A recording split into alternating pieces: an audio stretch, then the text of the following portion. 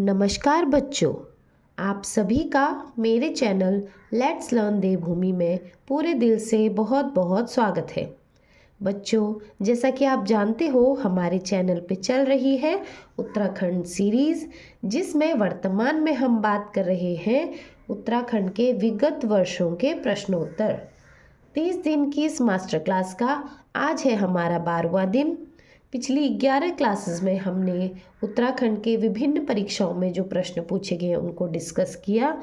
आज 12वीं क्लास में भी कुछ इसी तरीके से हम विगत वर्षों के प्रश्नोत्तर को डिस्कस करने जा रहे हैं।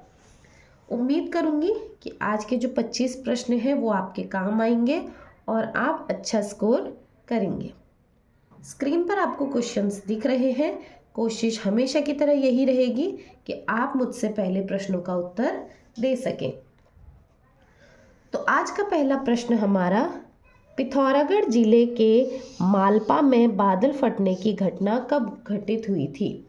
ये एक बहुत बड़ी आपदा थी जो पिथौरागढ़ जिले में आई थी, मालपा नामक जगह पर, जहाँ पे क्या हुआ था, बहुत भयंकर तरीके से बादल फटा और जान मान का बहुत नुकसान हुआ था। तो परीक्षा में वही पूछा है कि जो मालपा में बादल फटने की घटना है वो कब घटी थी। यह घटी थी आपका 17-18 अगस्त 1998 को। अब बच्चों, ये प्रश्न मैं खुद से तो नहीं बना रही हूँ, ये परीक्षा में पूछा हुआ प्रश्न है।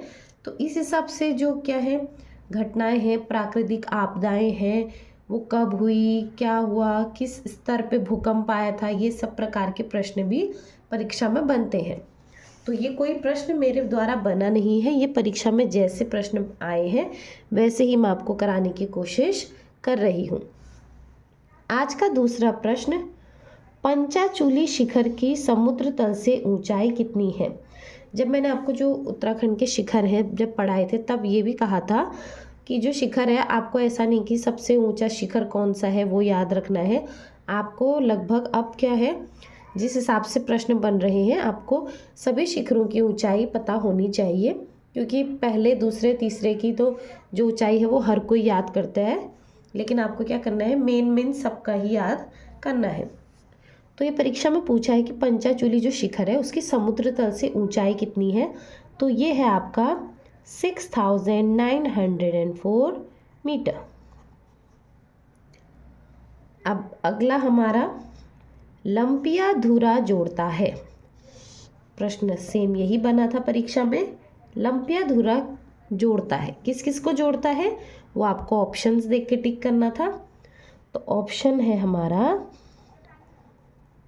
पिथौरागढ़ एवं तिब्बत को जोड़ता है लंपिया धुरा।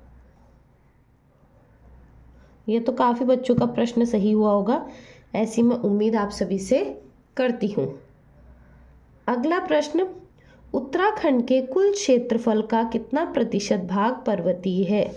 जब उत्तराखंड ज्योग्राफी हमने चैनल पे स्टार्ट करी थी तो तब मैंने आपको नक्शे के ऊपर करवा भी रखा था, जो हमारे राज्य का अधिकतम भाग है वो क्या है, पर्वतीय भाग है, और मैदानी क्षेत्र काफ़ी कम है। मैदानी क्षेत्र आपको हरिद्वार और उधम सिंह नगर में ज़्यादा देखने को मिलता है, वरना अन्य जिलों में क्या है, आपको पहाड़ी क्षेत्र अधिक देखने को मिलते हैं। तो परीक्षा में प्रश्न है कि कितना प्रतिशत जो भाग है हमारे क्षेत्रफल का वो पर्वतीय है। तो वो है 86% भाग पर्वतीय है। अगला प्रश्न आज का, बाराहोती किस जिले में स्थित है? तो बाराहोती हमारा चमोली जनपद में स्थित है। अगला प्रश्न, केदारनाथ में जल आपदा कब आई? ये क्वेश्चन तो 2-3 बार रिपीट भी हो चुका था। अब मैंने बोला ना, प्राकृतिक आपदाएं भी कभी भी परीक्षा में पूछ सकता है। तो केदारनाथ में भी जब जल आपदा आई थी, आप सभी को पता है, 2013 में, इसमें भी क्या था, जान मान का नुकसान बहुत हुआ था। जून 2013 में आई थी ये जल आपदा। अगला प्रश्न, नंदाकोट पर्वत चोटी की ऊंचाई है। नंदाकोट पर्वत चोटी की जो ऊंचाई है वो है 6861 मीटर। आज का 8वां प्रश्न, पर्यटन क्षेत्र खिरसू किस जिले में स्थित है?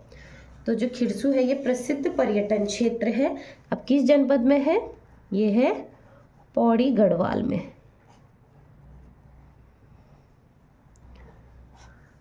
आज का 9वां प्रश्न, भारत का लाइकेन पार्क विकसित किया जा रहा है। तो जो लाइकेन पार्क है ये मुनस्यारी में विकसित किया जा रहा है। मुनस्यारी आपका पिथौरागढ़ जनपद में आता है। अगर मुनस्यारी न देकर जनपद का नाम दिया हो तो पिथौरागढ़ को टिक करेंगे। अगला प्रश्न, राज्य वृक्ष बुरांस का वानस्पतिक नाम है। वानस्पतिक नाम मतलब उसका साइंटिफिक नेम।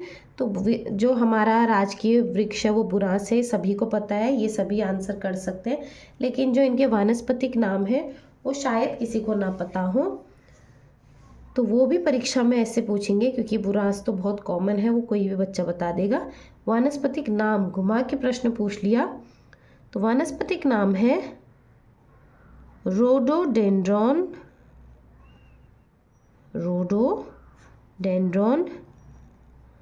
अर्बोरियम। ये क्या है? राजकीय वृक्ष बुरांस का साइंटिफिक नेम है। अगला प्रश्न हमारा, किस वर्ष फुटबॉल को राजकीय खेल घोषित किया गया? हमारे उत्तराखंड का जो स्टेट गेम है या राजकीय खेल है वो क्या है? फुटबॉल है। अब जब हमारा राज्य बना था उत्तराखंड 2000 में, तब तो हमारा कोई राजकीय खेल नहीं था। तो अब ये बोल रहा है कि फुटबॉल को जो है वो राजकीय खेल किस वर्ष घोषित किया गया? तो यह 2011 में घोषित किया गया। अगला प्रश्न, गोरखा शासन के दौरान पुंगाड़ी था। पुंगाड़ी क्या था? इंटरेस्टिंग क्वेश्चन है। गोरखा शासन के दौरान पुंगाड़ी क्या था? तो पुंगाड़ी एक प्रकार का भूमि कर था। इस टाइप के क्वेश्चंस आपको स्पेशली याद रखने हैं, जो कर वगैरह वाले हैं ना, ये बच्चे अक्सर भूल जाते हैं। तो इन प्रश्नों को आप चाहो तो अलग जगह पे लिख सकते हो या अलग से हाईलाइट कर लिया करो। गोरखा शासन के दौरान पुंगाड़ी था एक भूमिकर।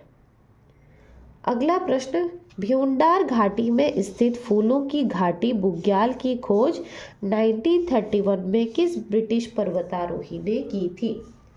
इससे आपको क्या कितनी चीज़ें पता लग रही है एक ही प्रश्न में। देखो, जो फूलों की घाटी है अगर पूछ ले वो किस घाटी में स्थित है, वो भ्यूंडार घाटी में स्थित है।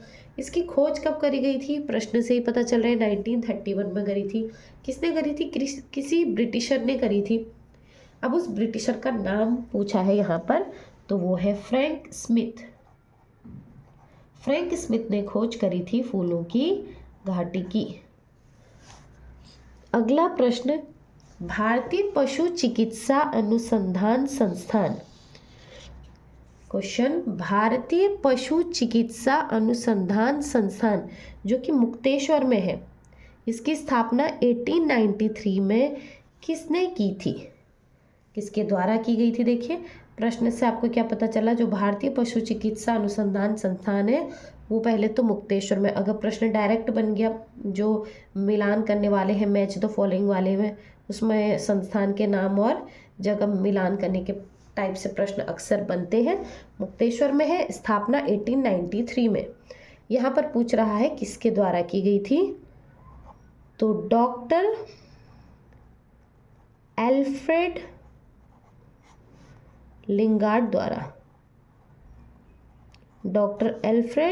लिंगार्ड द्वारा की गई थी हमारी भारतीय पशु चिकित्सा अनुसंधान संस्थान की स्थापना। आज का 15वां महत्वपूर्ण प्रश्न, जमरानी बांध किस जनपद में स्थित है? जमरानी बांध हमारा नैनीताल जनपद में स्थित है। आपका होमवर्क किस नदी के ऊपर स्थित है? अब अगला प्रश्न हमारा, उत्स्याहु जल विद्युत परियोजना किस नदी पर है? तो उत्स्याहु जल विद्युत परियोजना हमारी अलकनंदा नदी पर स्थित है। आपका होमवर्क किस जनपद में पड़ती है यह? परियोजना, अलकनंदा नदी बहती तो बहुत जिलों में है ना, तो परियोजना भी किसी जिले से स्पेशली रिलेट करती होगी, आपको वो बताना है। अगला प्रश्न, टिहरी बांध की ऊंचाई। टिहरी बांध का तो A to Z आप लोगों को पता होना चाहिए। इसकी जो ऊंचाई है वो 260.5 मीटर की है। अगला प्रश्न हमारा, मनेरी भाली परियोजना किस जनपद में स्थित है? तो मनेरी भाली परियोजना हमारी उत्तरकाशी जनपद में स्थित है। आज का 19वां प्रश्न, उत्तराखंड जल विद्युत निगम स्थापित हुआ था।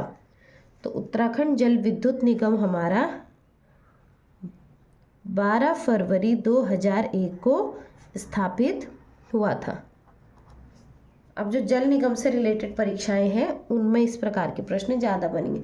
जिस विभाग से जो फॉर्म निकलते हैं, परीक्षाएं होती हैं, तो उस पेपर में स्पेशली उस विभाग से रिलेटेड जो प्रश्न होते हैं वो ज़्यादा पूछे जाते हैं।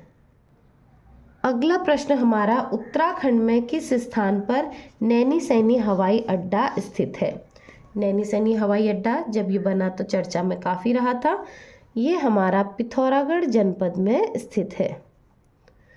जो हवाई अड्डे हैं वो तो काफ़ी कम है हमारे राज्य में, तो आपको इतना टेंशन लेने की ज़रूरत नहीं है कि ये कैसे याद होंगे।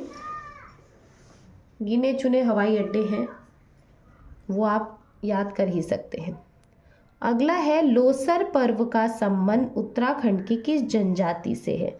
लोसर पर्व और जनजाति, ये दो शब्द याद रखना। तो लोसर पर्व का जो संबंध है वो सीधा सीधा जाट भोटिया जनजाति से संबंधित है। आज का 22वां प्रश्न, शौका समुदाय को किस एक अन्य नाम से भी जाना जाता है? यह प्रश्न रिपीट हुआ है, तो इस बात का आप ध्यान रखेंगे। जो शौका समुदाय है इसका अन्य नाम जो है वो है अन्य भोटिया नाम से जाना जाता है। या परीक्षा में ये घुमा के प्रश्न पूछ ले कि भोटिया समुदाय को किस एक अन्य नाम से भी जाना जाता है, तो शौका नाम से जाना जाता है। आज का 23वां महत्वपूर्ण प्रश्न, किस जिले में अनुसूचित जनजातियों की जनसंख्या सर्वाधिक है? तो उधम सिंह नगर में क्या है? उधम सिंह नगर जनपद में जो भोटिया जनजाति नहीं, जो अनुसूचित जनजाति है उनकी जनसंख्या क्या है? सर्वाधिक है। अनुसूचित जनजातियां सर्वाधिक हमारी उधम सिंह नगर में देखने को मिलती हैं। आज का 24वां महत्वपूर्ण प्रश्न, भोटिया जनजाति में कंडाली नामक उत्सव कितने वर्ष बाद मनाया जाता है? तो कंडाली जो उत्सव है, अभी वो प्रश्न बन गया कि किस जनजाति से रिलेटेड है, तो सीधे सीधे पता चल रहा है आपको वो भी भोटिया जनजाति से रिलेटेड है। यह बोल रहा है कंडाली उत्सव कितने वर्ष बाद मनाया जाता है, तो यह 12 वर्ष बाद मनाया जाता है। अब आज का हमारा आखिरी महत्वपूर्ण प्रश्न, जाट उत्तराखंड के किस जनजाति की एक उपजाति है? ऊपर प्रश्न में अगर आपने नोट किया होगा मैंने जाट भोटिया लिखा था, तो जाट जो है वो भोटिया जनजाति की एक उपजाति है।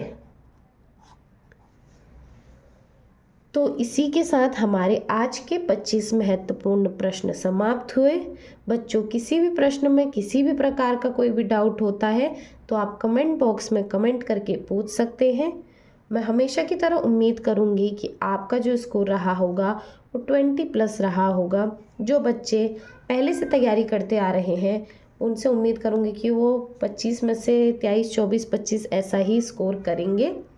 बाकी जो बच्चे भी तैयारी कर रहे हैं, मैं हर वीडियो के एंड पे एक ही बात बोलती हूँ, वीडियो देख के घबराना नहीं है। यह वीडियो क्या है, एक तरीके से आपकी प्रैक्टिस है। जब आप पेपर देने जा रहे हो या जब आपने अपनी तैयारी कर ली है और आपको समझ में नहीं आ रहा है कि किस प्रकार के प्रश्न बनते हैं, तो आप रिवीजन कर सकते हैं। जो बच्चे सोचते हैं कि मैंने पूरी प्रिपरेशन कर ली है, वो इस प्लेलिस्ट को हमारे चैनल पे जो उत्तराखंड प्रीवियस ईयर क्वेश्चंस की प्लेलिस्ट है उस पे हम ये 30 मास्टर क्लासेस की वीडियोस ऐड कर देंगे। जब भी आपकी परीक्षा हो, जब भी आपको लगे आप क्या कर सकते हैं, एक बार प्रैक्टिस कर सकते हैं। जो वीडियो है मास्टर क्लासेस की वो ज़्यादा से ज़्यादा 15-17 मिनट की इतनी ही रहती हैं। 15-17 मिनट आप क्या है एक दिन में आराम से दे सकते हैं। आप कुछ काम कर रहे हैं या कुछ चीज़ घर का बेसिक काम कर रहे हैं, कहीं बाहर टहलने के लिए गए हैं, आप क्या कर सकते हैं, हेडफोन लगा के आराम से 15-17 मिनट की क्लास को सुन सकते हैं। वीडियो ज़्यादा लंबी इसीलिए नहीं बनाती हूँ क्योंकि क्या है बच्चे बहुत जल्दी बोर भी हो जाते हैं। तो आप चाहें तो वीडियो को रिवीजन करने के लिए यूज़ कर सकते हैं, या अगर आपको देखना है कि किस प्रकार के प्रश्न बन रहे हैं और आपको आइडिया नहीं आ रहा है, आप खुद को गाइड करने के लिए कि आपको प्रिपरेशन कहाँ कहाँ से करनी है, उसके लिए भी क्या आएगी, ये 30 मास्टर क्लासेस आपके काफ़ी काम आएंगे। तो इसी के साथ आज के वीडियो को यहीं पर समाप्त करती हूँ। उम्मीद करती हूँ आपको पढ़ाया हुआ समझ में आया होगा, प्रश्न इंटरेस्टिंग लगे होंगे। इस वीडियो को प्लीज़ ज़्यादा से ज़्यादा शेयर कीजिए, ज़्यादा से ज़्यादा बच्चों की मदद हो सके ऐसा मैं उम्मीद करती हूँ, यही मेरा प्रयास रहता है। तो बस ज़्यादा से ज़्यादा बच्चों की पहुँच में हमारे चैनल का नाम आए, मेरा वीडियो उन तक पहुँचे और क्या हो, उनकी भी क्या हो सके, थोड़ी सहायता हो सके। बाकी आप सभी का मेरे चैनल से जुड़े रहने के लिए और मेरे वीडियो पे बहुत सारा प्यार दिखाने के लिए पूरे दिल से बहुत बहुत धन्यवाद।